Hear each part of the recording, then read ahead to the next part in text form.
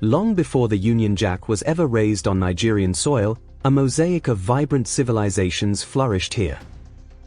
From the art of the Nok people to the political ingenuity of the Benin Empire, Nigeria was never just a land, it was a story of innovation, culture, and power.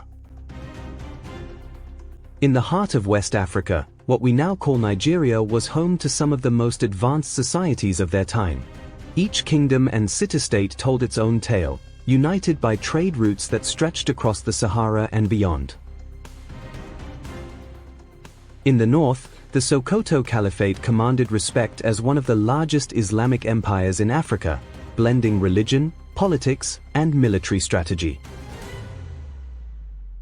Further south, the Oyo Empire flourished, a bastion of Yoruba culture and a hub of commerce, art, and military prowess. To the east, the Igbo people thrived in egalitarian city-states, known for their intricate governance structures and entrepreneurial spirit. And then there was Benin, a kingdom whose sophistication stunned European explorers. Its art was legendary, its city well fortified with walls stretching for miles. To outsiders, it seemed like a world of its own. This was Nigeria before Nigeria, a tapestry of cultures and kingdoms, rich in identity and innovation.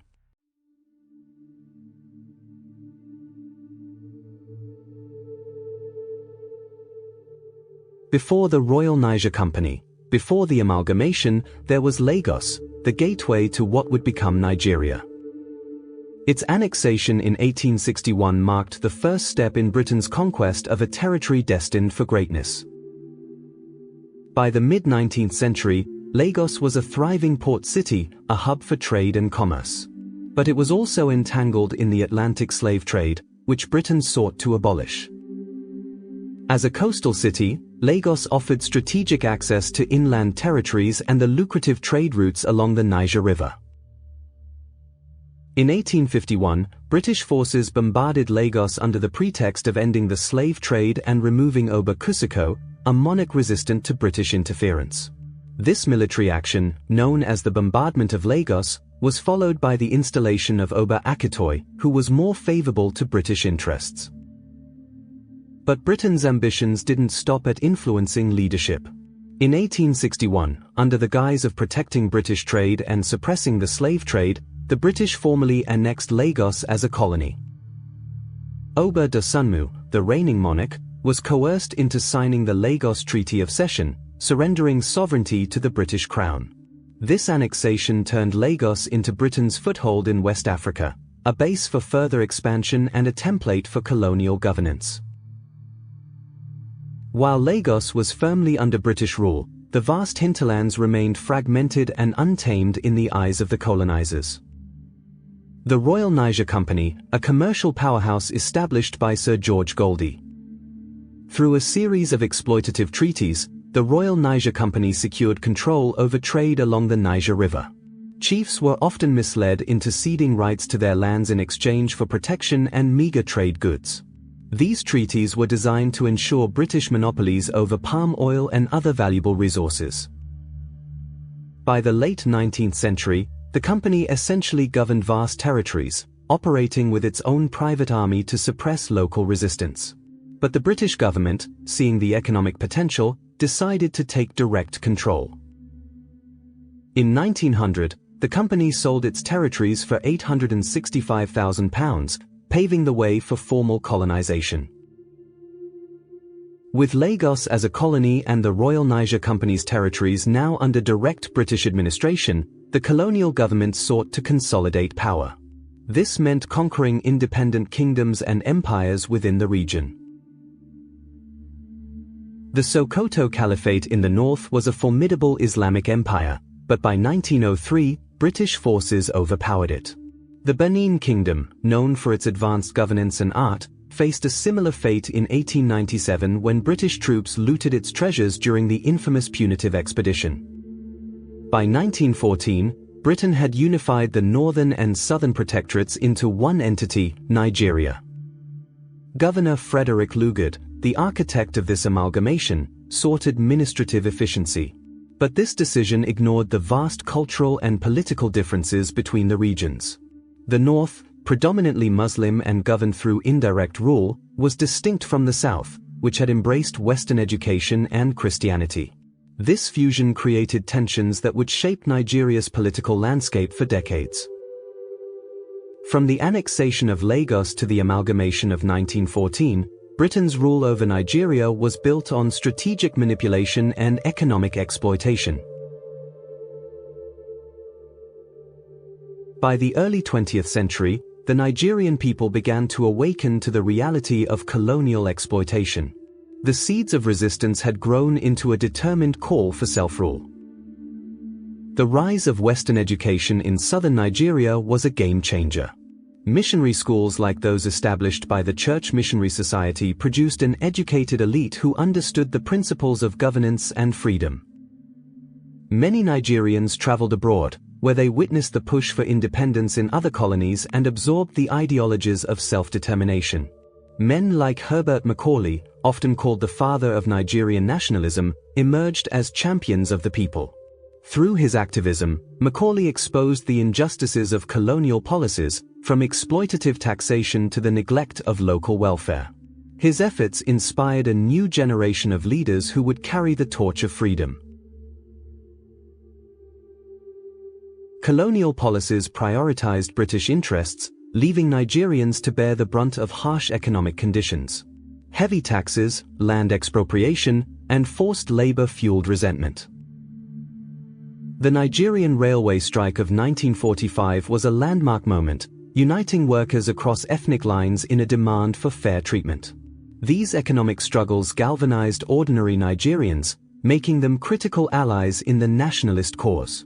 The cry for independence was no longer confined to elites, it had become a mass movement. The pen proved mightier than the sword in the fight for Nigerian independence. Newspapers like the West African Pilot, founded by Nnamdi Azikiwe, became powerful tools of resistance, educating the masses and exposing colonial injustices. Azikiwe, a gifted orator and intellectual, called for unity and a Pan-African identity. Alongside other nationalist leaders, he laid the ideological foundation for the independence movement. Political organizations began to emerge as vehicles for the nationalist agenda. The Nigerian National Democratic Party, NNDP, founded by Herbert Macaulay in 1923, was the first political party in Nigeria, advocating for increased representation in government. By the 1940s, the struggle had grown more organized. The NCNC, led by Azikiwe, became a powerful coalition of labor unions, traditional rulers, and intellectuals. In the north, Ahmadu Bello and the Northern People's Congress, NPC, championed regional interests, while Obafemi Awolowo's action group gained support in the west. Despite differences, these leaders were united by a shared goal: to end colonial rule and build a free Nigeria. World War II proved to be a turning point. Over 45,000 Nigerians served in the British Army, fighting alongside Europeans and witnessing firsthand the hypocrisy of colonialism. How could Britain preach democracy and freedom abroad while denying it to its colonies? These veterans returned home with a renewed sense of purpose, joining the nationalist struggle and demanding the freedoms they had fought for overseas. As the nationalist movement gained momentum, the colonial government was forced to make concessions. The introduction of the Richards Constitution in 1946 and the Macpherson Constitution in 1951 allowed for increased Nigerian participation in governance. But these measures fell short of the demand for full independence. The path to Nigerian independence was not a single leap but a series of calculated steps. Each constitution, each election, and each negotiation brought Nigeria closer to the long-awaited dawn of self-rule. The journey began in 1922 with the Clifford Constitution. Introduced by Governor Hugh Clifford, it was the first attempt to involve Nigerians in governance. However, participation was limited to Lagos and Calabar elites, and the Legislative Council served more as an advisory body to the British Crown. In 1946, the Richards Constitution sought to unify Nigeria under a single legislative framework. It divided the country into three regions: the North, West, and East, marking the beginning of regional governance. However, it also deepened ethnic divisions, as policies were tailored to these regions instead of fostering national unity. By 1951, the Macpherson Constitution introduced federalism, granting Nigerians a greater say in governance through regional assemblies. It was revolutionary for its time, as it encouraged broader political participation. But cracks in the framework soon became evident, as regionalism fueled competition among ethnic groups. The Littleton Constitution of 1954 was a pivotal moment. It granted full regional self-government to the East and West in 1957, followed by the North in 1959. For the first time, the foundation of a federal structure was firmly established, bringing Nigeria closer to independence. The federal elections of 1959 were a critical step towards self-rule. Three major political parties dominated the scene, each representing the country's diverse regions. The Northern People's Congress, NPC, led by Ahmadu Bello, controlled the North. The National Council of Nigeria and the Cameroons, NCNC, spearheaded by Nnamdi Azikiwe, found its base in the East. Meanwhile, Obafemi Awolowo's Action Group, AG, championed the West. While these parties reflected regional aspirations, they also exposed the deep ethnic and political divides in the country.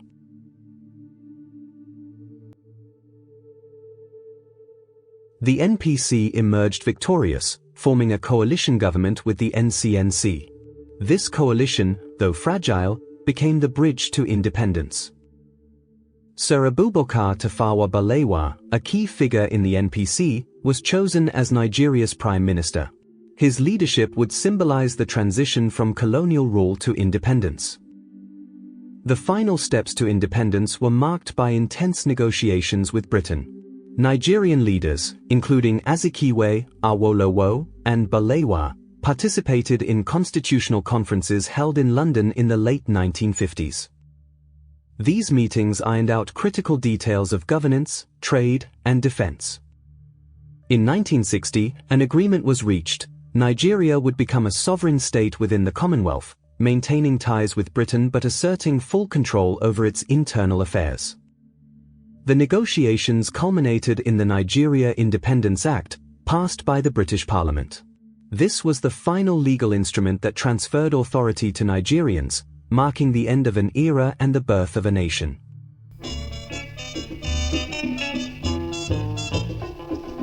1960 October, now the battle is over.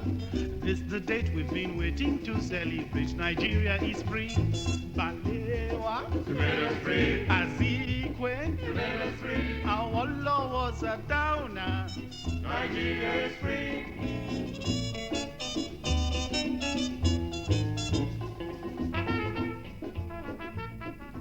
The Independence Calypso, Miss Independence is chosen and admired. The magic word is everywhere as the capital city of Lagos goes gay with decorations arranged by the man who decorates our own Regent Street for Christmas. It's self-government free from slogans, a time for celebration, not recrimination. Half a century of British rule ended at midnight on September the 30th.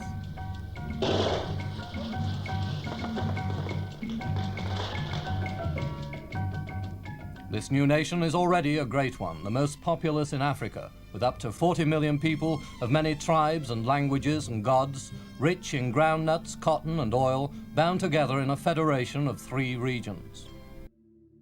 The dawn of October 1st, 1960 was unlike any other. As the green-white-green flag ascended into the skies, it marked the end of an era and the beginning of a nation's dream, freedom. On this historic day, Lagos, the capital city, became the epicenter of celebration. The British Union Jack, a symbol of colonial rule, was lowered for the last time. In its place, the green-white-green flag of Nigeria soared, embodying the hopes and aspirations of millions. For the people, this moment was more than ceremonial. It was a declaration to the world. Nigeria was now a sovereign nation, ready to take its place among the family of nations. Sir Abubakar Tafawa Balewa, Nigeria's first prime minister, delivered a stirring speech that day. His words were both a reflection of the journey so far and a roadmap for the future. Across Nigeria's diverse regions, joy knew no bounds. From the bustling streets of Lagos to the serene villages of Sokoto, people came together to rejoice. Traditional dances, songs, and festivities painted the day in vibrant colors. The unity of purpose that had eluded the nation for decades seemed tangible on this day. Regional differences melted away in the face of a shared triumph, independence. October 1, 1960, was not just a date, it was the heartbeat of a nation finally finding its rhythm. For Nigerians, it was a day that united dreams, ignited hope, and etched itself into the soul of history. As Nigeria celebrated her birth as an independent nation, the road ahead remained uncertain. But one thing was clear, the journey of 1,000 miles had begun with this single, historic step. While the euphoria of independence was undeniable, the reality of nation-building soon set in. The triumphs were hard-won, and the challenges were many. In the years following October 1, 1960, Nigeria embarked on a journey to solidify its place in the world, a journey marked by both progress and setbacks. In the early years of independence, Nigeria was a beacon of hope for the African continent. Under the leadership of Sir Abubakar Tafawa Balewa, the country made its mark internationally, joining the United Nations and the Commonwealth. Internally, the transition was more complex. Nigeria, though united in its struggle for independence, was a mosaic of ethnic groups, religions, and cultures. Balancing these differences in a new democratic system was a monumental task. The country's federal structure, designed to accommodate Nigeria's three main regions, North, West, and East, soon became a battleground for political power. Regionalism and ethnic loyalty continued to overshadow national unity, sowing the seeds for later conflict.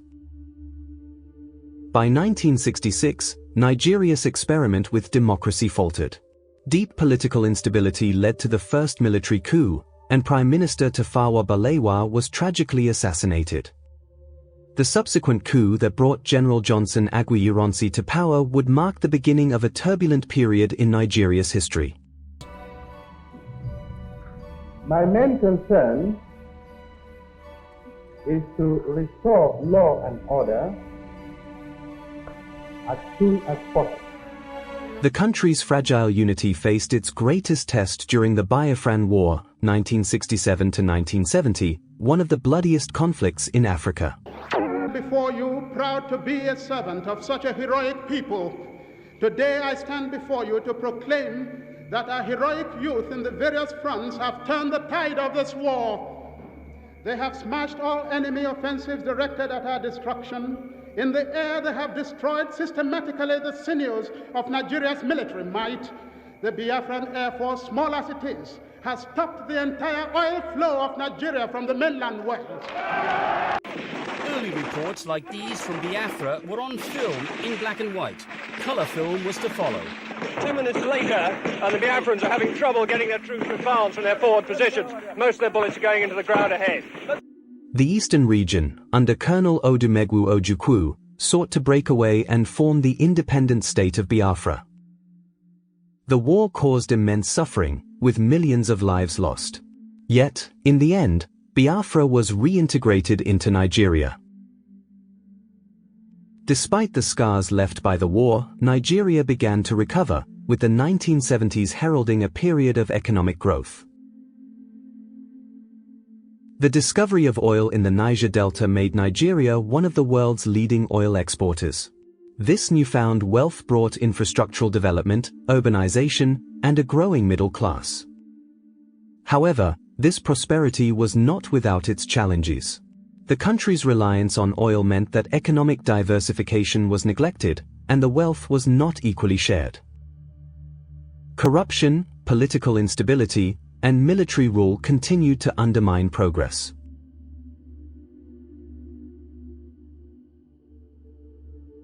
In 1999, after decades of military dictatorship, Nigeria returned to civilian rule with the election of Olusegun Obasanjo as president.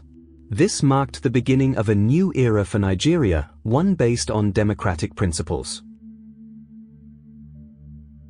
Today, Nigeria stands as the most populous nation in Africa and one of the largest economies on the continent. Its cultural influence, through music, film, and fashion, reaches far beyond its borders. Though Nigeria has made tremendous strides, the journey is far from over. The challenges of corruption, inequality, and security remain pressing concerns. But with the same resilience that carried Nigeria to independence, the nation continues to evolve and thrive. The story of Nigeria is one of triumph over adversity, of a people who have endured hardship, celebrated freedom, and fought for their place in the world. And as the nation moves forward, one thing remains clear: the dream that began on October 1, 1960, is far from finished. Whether you're contributing to Nigeria's economic growth, preserving its rich culture, or working towards a united future, your role matters. If you believe in Nigeria's potential, in its future, and in the strength of its people, join the conversation. Subscribe, share this story, and let's continue the journey together.